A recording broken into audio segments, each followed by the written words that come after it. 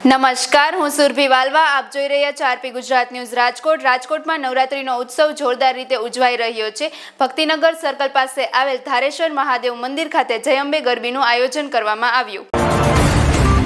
70 થી વધુ નાની મોટી બાળાઓ માતાજીની આરાધના સાથે રોજ અલગ અલગ રાસ રજૂ કરે છે.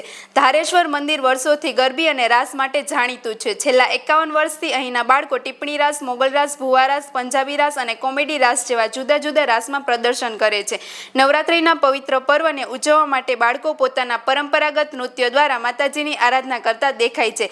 અહીં માત્ર ગુજરાતી ગરબા અને સંસ્કૃતિ જળવાઈ રહે તે માટે આગેવાનોએ ખાસ વ્યવસ્થા કરી છે. પ્રત્યેક દિવસે નવા નવા રાસ રજૂ થાય છે જે દર્શકોમાં ખુશી અને ઉત્સાહ જગાવે છે. નાના મોટા સૌએ આ ગરબીમાં ભાગ લઈને નવરાત્રીનો પાવન આનંદ માણ્યો. વધુ સમાચાર માટે જોડાયેલા રહો આરપી ગુજરાત ન્યૂઝ રાજકોટ.